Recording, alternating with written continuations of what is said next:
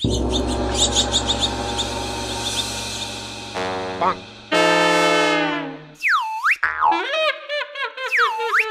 呦我的妈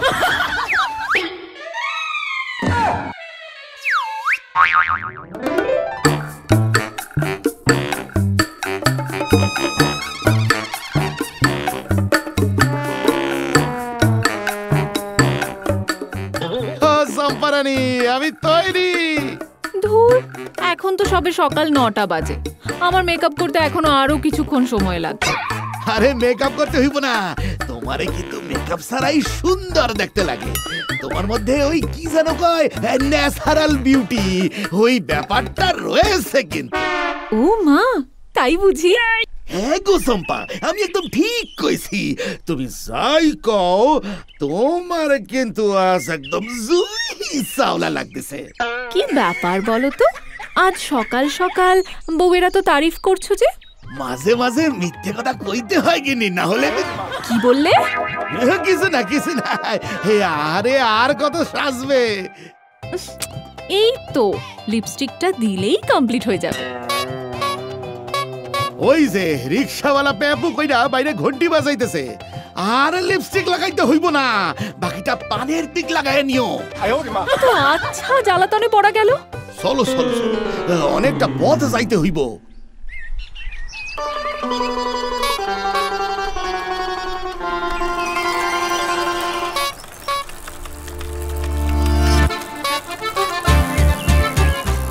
গো চম্পা, তোমার অমন সাত মতন বাংলার পাশের মতন কইটা রাখছো কেন? তো কি করব বলো তো, তোমার জ্বালাতনে তো আমি লিপস্টিকটাও লাগাতে পারলাম না। আরে কইলাম তো বাকিটা পানের টিক লাগায় নিও। কি তোমার হাত খালি কেন? হাত খালি তো কি হয়েছে, চম্পা রানীর মনে তো ভরপুর ভালোবাসা রয়েছে।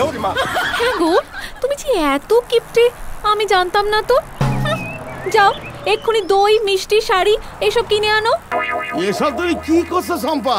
এসব আননের আবার কি দরকার?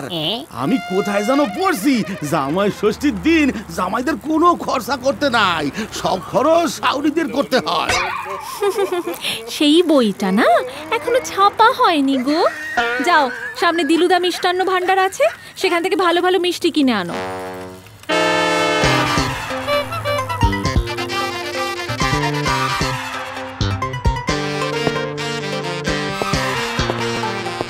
আসুন দাদা আসুন, কি নেবেন বলুন? রসগোল্লা, পান্তুয়া, সন্দেশ, গোলাপ জামুন, যা চাইবেন সব পাবেন। ফ্রিতে? না না দাদা, ফ্রিতে তো শুধু ধোলাই পাওয়া যায়, যত চাইবেন তত পাবেন। ঠিক আছে ঠিক আছে, ধোলাই লাগবো না, আপাতত গোটা 20 রসগোল্লা আর একটা ছোট ভারের দই দিলেই হইব।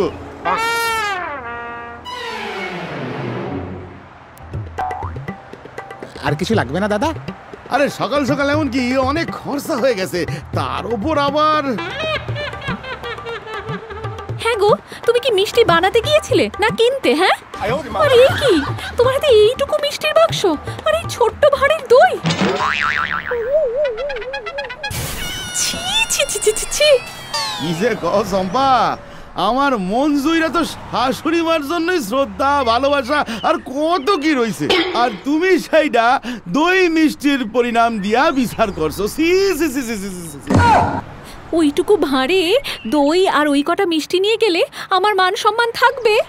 সম্মান থাকবে না মানে? সম্মান থাকতেই হইব।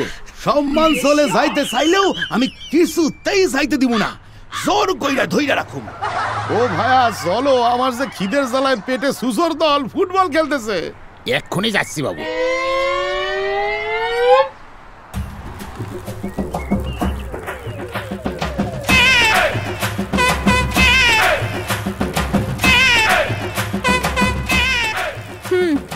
এই যে শোনো, সামনে একটা শাড়ির দোকানে দাঁড়াবে।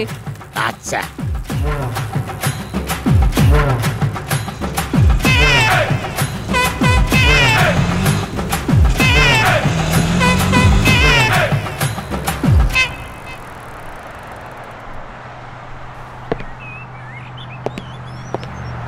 আপনি একটু খারান, আমি এখনই আইতেছি।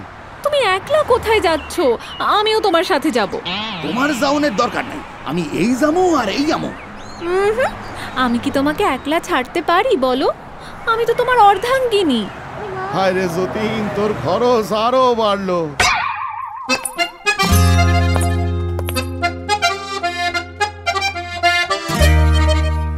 এই যে দাদা, তাড়াতাড়ি এখন ভালো শাড়ি দেখান তো আমার শাওরি মার জন্য। আরে দেখেন স্যার, এই শাড়িটা দেখেন কত সুন্দর। এই শাড়িখানা পরলে না আপনার শাশুড়ি মারে পুরা হিরোইন লাগবে। এ তো দেখছি শাড়িখানা বেশ সুন্দর। কি কও চম্পা? ও, তুমি শুধু মায়ের জন্যই শাড়ি কিনলে, আর আমি কি বানের জলে ভেসে এসেছি গো? তোমারেও কিনে দিতে হইব? এ কি মানে, তুমি আমাকে কিনে দেবে না? স্যার আপনি কোনো চিন্তা করবেন না, আমি ম্যাডামের জন্য একখান দারুণ শাড়ি দেখাচ্ছি। এই দেখেন। এইটা না, ওই যে লাল রঙের, না না না না, ওপরের ওই হালকা নীল রঙের শাড়িটা দেখান না। হ্যাঁ হ্যাঁ, ওই যে ওইটা। একবার লাল একবার নীল, উফ। তুমি একটু দাঁড়াও না, বড্ড জ্বালাও আজকাল, ধুর। আপনার চয়েস আছে ম্যাডাম, ওই শাড়িখানা পরলে আপনার একদম দীপিকা পাড়ুকোনের মতন লাগবো। হ্যাঁ ওমা, তাই? এই যে অনেক সময় শূন্য থাকবেন, শেয়াল বা অন্য জীবজন্তু মুরগির টাইন না লইয়া যায়। সব সময় কিন্তু শেয়ালের দোষ থাকে না, কিছু সময় মুরগিরও দোষ থাকে। কি বলতে চাও তুমি? হ্যাঁ, समझदारों के लिए इशाराई काफी होता है। যাই হোক, দুটো শাড়ি লইয়া আমাকে কত টাকা দিতে হইব? কইতাছি।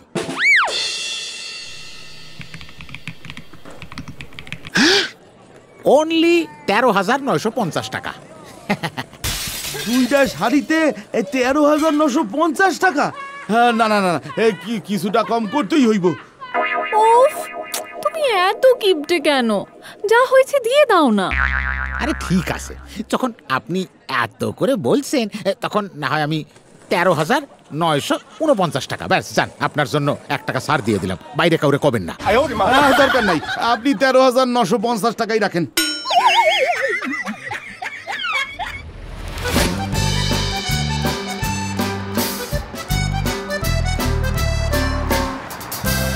এইবার কোথায় যাবেন বাবু? এবার সোজা শান্তিলতা ভবনের সামনে গিয়েই থামবে।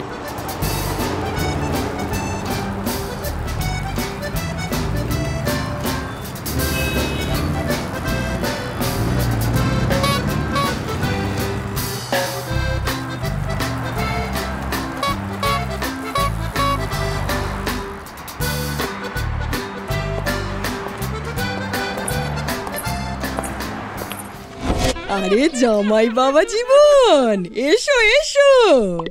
आप बुलाए और हम चले आए। তা বেশ ভালোই করেছো। তা কতক্ষণ আর দাঁড়িয়ে থাকবে? আরে ভেতরে এসো, ভেতরে এসো। আপনি নেন শাওনিমা, আপনার জন্য দই মিষ্টি সব আনছি, সাথে আপনার পছন্দের জামদানি শাড়ি। আহা, আবার এসবের কি দরকার ছিল বলো তো? ও, আপনার দরকার নাই, আগে কইবেন তো, তাহলে এইটা আমারে দিয়ে দিন। ওমা, কেন? তুমি আজকাল ধুতি পাঞ্জাবি ছেড়ে শাড়ি পরছো নাকি? এবার কিন্তু আমি রেগে যামু। আচ্ছা আচ্ছা, রাগ করতে হবে না রে বাপু, রাগ করতে হবে না। তুমি বরং একটু রেস্ট করো। তুমি আমার বলে কিনা 10টা নয় 5টা নয়, একমাত্র সাধের জামাই। আরে এই চম্পা, বলি তুই হাঁ করে দেখছিস কি? সব দই মিষ্টি ফ্রিজে রাখ, যা।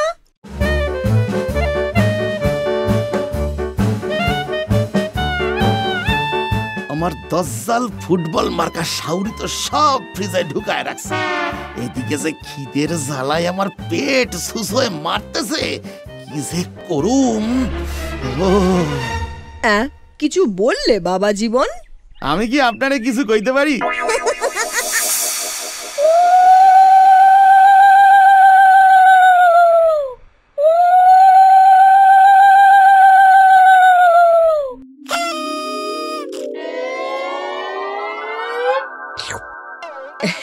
নাও বাবা জীবন, এবার খাওয়া শুরু করো।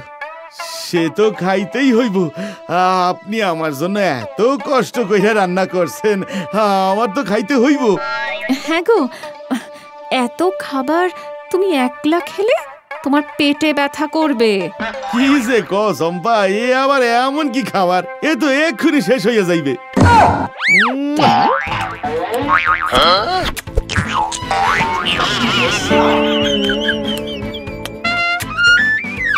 তা বাবা জীবন, রান্না কেমন হয়েছে বললে না তো? রান্না তো ফার্স্ট ক্লাস হয়েছে শাউরি মা। আপনি বরং আরো পোলাও আর মাংস আনেন, সাথে গোটা পাশে গিলিস। হ্যাঁ গো, আর কত খাবে? উফ, তোমাকে দেখে মনে হচ্ছে 1 বছরের খাবার তুমি একদিনে খেয়ে নেবে। আহা, এই চম্পা, জামাই বাবা জীবন খেতে চাইছে, ওকে খেতে দে না। হ্যাঁ, তারপর রাত্রে পশ্চাৎ দেশ থেকে নির্গত ওইসব খাবারের সুগন্ধ আমাকেই তো সহ্য করতে হয়। এমন গন্ধ পাবে কোথাও খুঁজে পাবে না গো তুমি। ছি, গলায় এক ফোঁটাও মিষ্টতা নেই।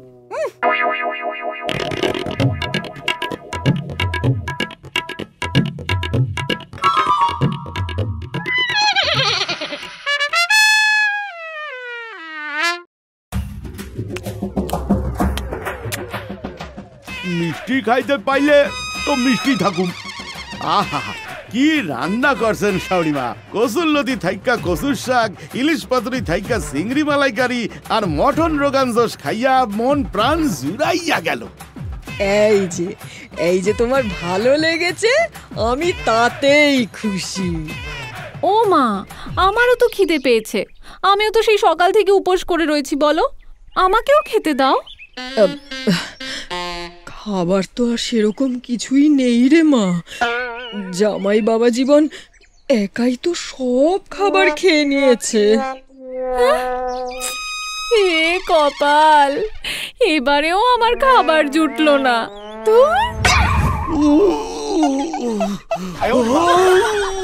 কি ব্যথা, কি ব্যথা!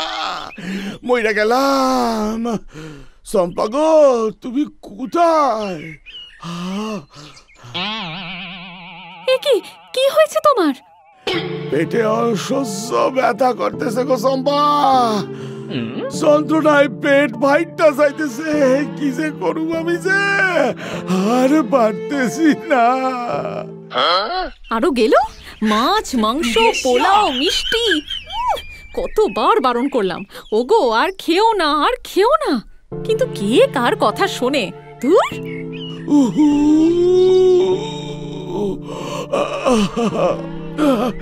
মনে হইতেছে এক্ষুনি ডাক্তারের কাছে না গেলে মইরা যাবো। ওমা তাড়াতাড়ি এসো গো, একবার এদিকে এসো, দেখো না তোমার জামাইয়ের কি হয়েছে।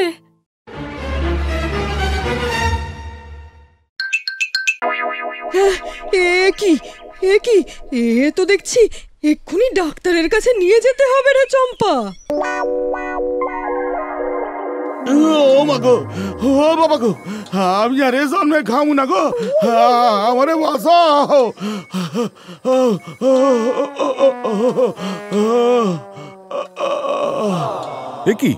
এটা কি পেট না গ্যাস বেলুন? এরকম অবস্থা শেষ কখন দেখেছি মনে পড়ছে না।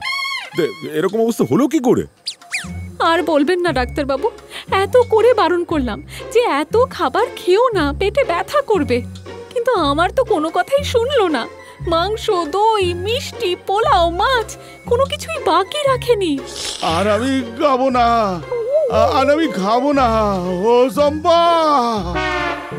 ডাক্তারবাবু, দয়া করে কিছু একটা করুন। আমার জামাই বাবা জীবন যে যন্ত্রণায় ছটফট করছে। এখন তো দেখছি পেট কাটতেই হবে, ছুরি কাঁচি চালাতে হবে, আর অন্য কোনো উপায় নেই। ছুরি কাশি! ও চম্পা, তুমি আমারে বাঁচাও।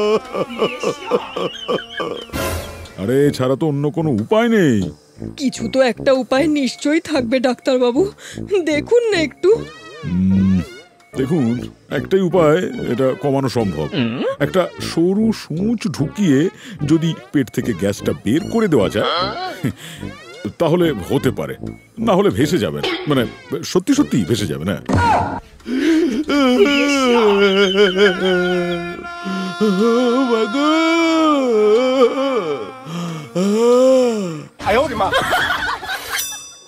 না না না না না, না সুস না, আমি কইলাম আর কখনো মাছ মাংস মিষ্টি একসাথে খামু না।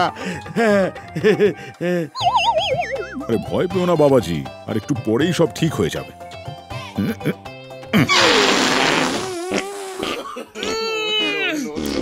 দুর্গন্ধ রে বাবা।